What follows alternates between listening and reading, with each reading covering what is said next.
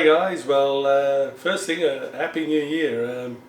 I bet we're all glad that 2020 is over, but we've had a bit of a break off the XV1000 Yami, and I am still waiting for parts for the motor. I'm still waiting on rings. It's been nearly 4 months. I've got a Yamaha guy in Sydney looking into why it's taken so long. They're all blaming COVID.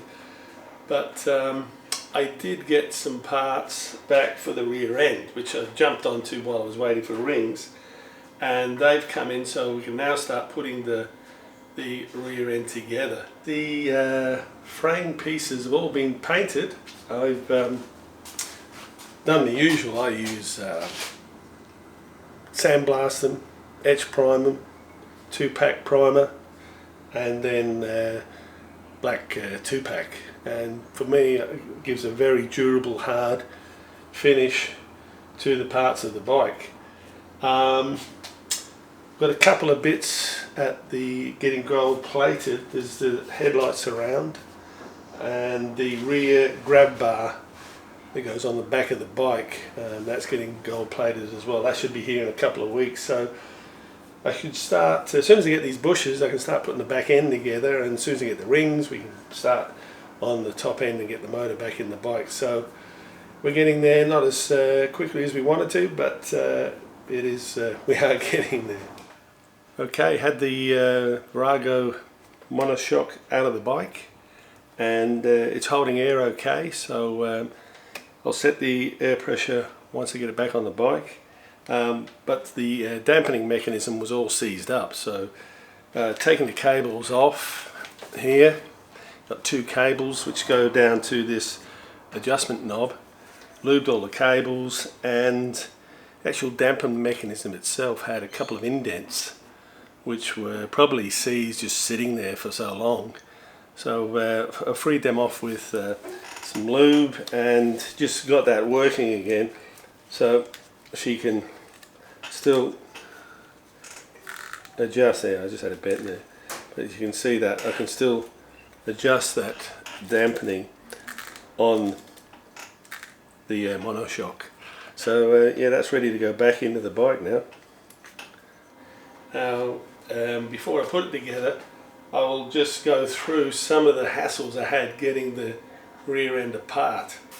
Okay, we're now looking at the components of the rear end and the swing arm here, and it pivots on this bolt.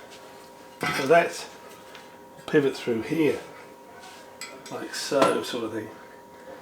Now the problem is in stripping it, in here you have 2 needle roller bearings in the frame, and you have this sleeve with this bolt going through it. Now this bolt is a very, very precision fit, and after being in there for 30 years it's frozen solid. That's the bolt there that comes out of this sleeve, and this sleeve runs on your needle roller bearings. You can see that bolt is seized into this sleeve. This goes into the other side of the swing arm. You screw the bolt out, you just can't get it out because this sleeve is bigger than the diameter of the bolt going through, so you're really locked in a hard place. So yeah, I had to cut the bolt and the nut and eventually got it out. So now I've got to get this shaft out and probably make a new bolt. I just started jacking this swing arm bolt that goes through this sleeve, and it was rusted, well, seized solid in that sleeve. So I'm just starting to jack it out, but it is pretty tight, as you can see.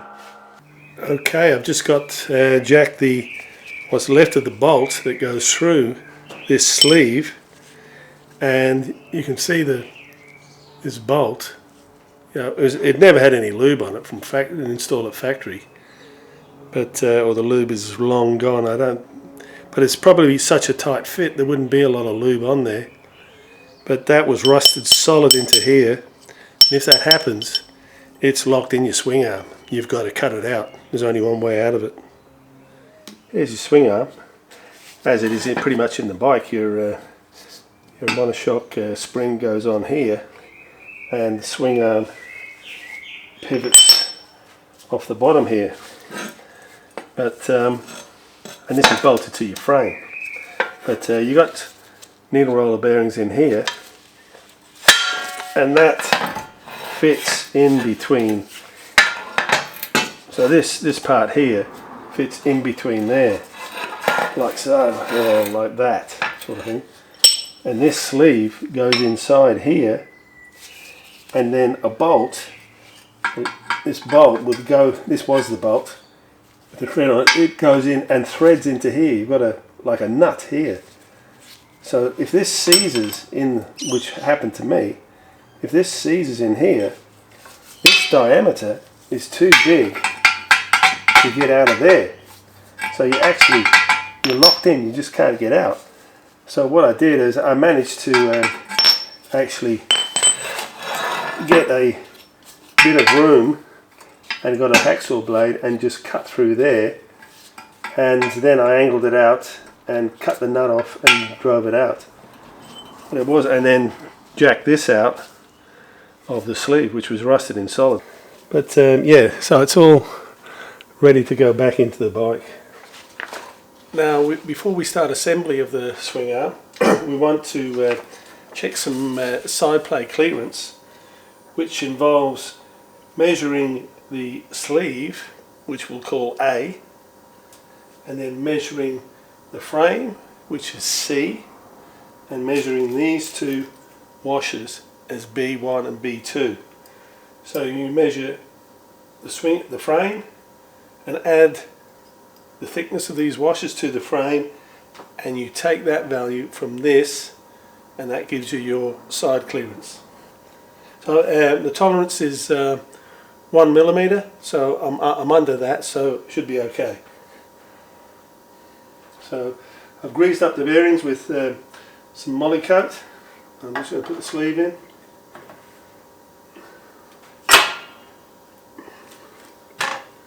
A nice fit. Then we get our washer on either side.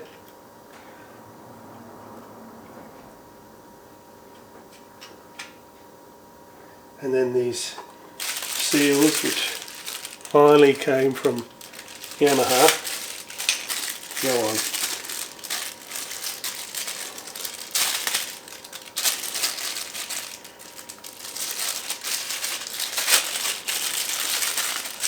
A little bit of grease on the rubber seal.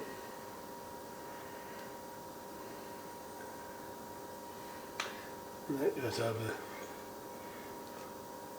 Okay, seals are now on, and swing arm is now ready to go back in place. I've got that sitting there. Put a bit of grease on this shaft. See, part of the problem is that this shaft is such a good fit that there's not a lot of clearance to hold any lube.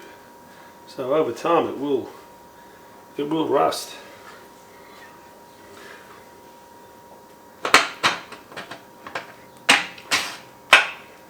Okay, just get a spanner and we'll tighten that up. You have the top pin here, which goes into the cylinder. Go on as well. So a bit of grease on this shaft.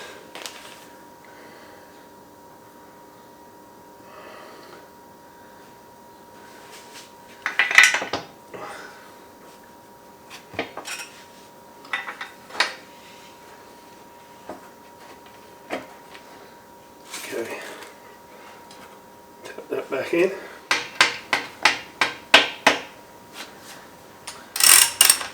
Got a lock washer on here that needs to go in this slot, like so. Yep.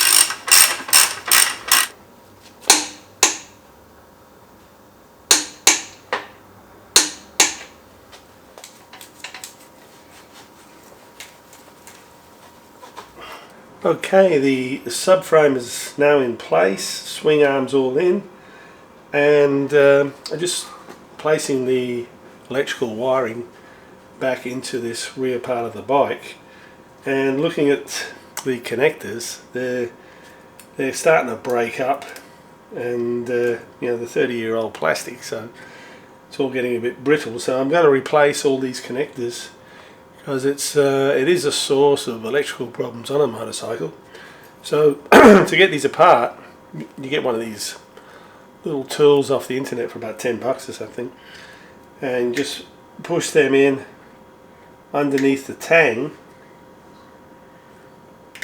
and then pull the connectors out. There's a little tang on here, and it just flattens that tang so you can get them out, and then replace the connector.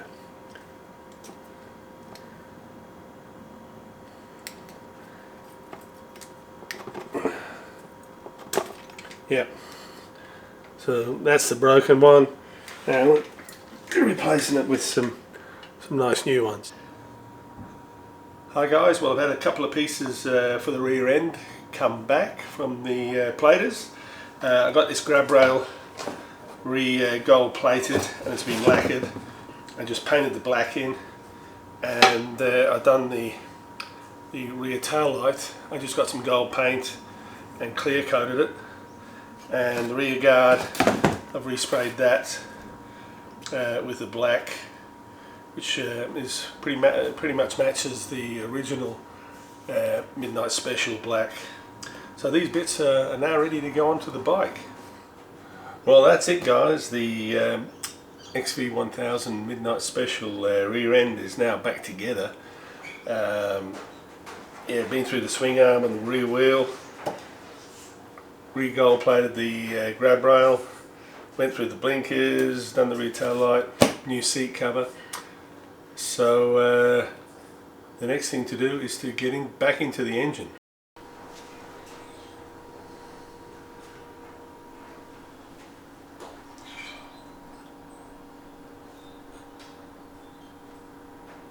Well, after waiting patiently for 4 months, I finally got my 2 sets of rings for the Yamaha XV1000, and apparently they're pretty rare now, but I'm glad I've finally got them in my hand.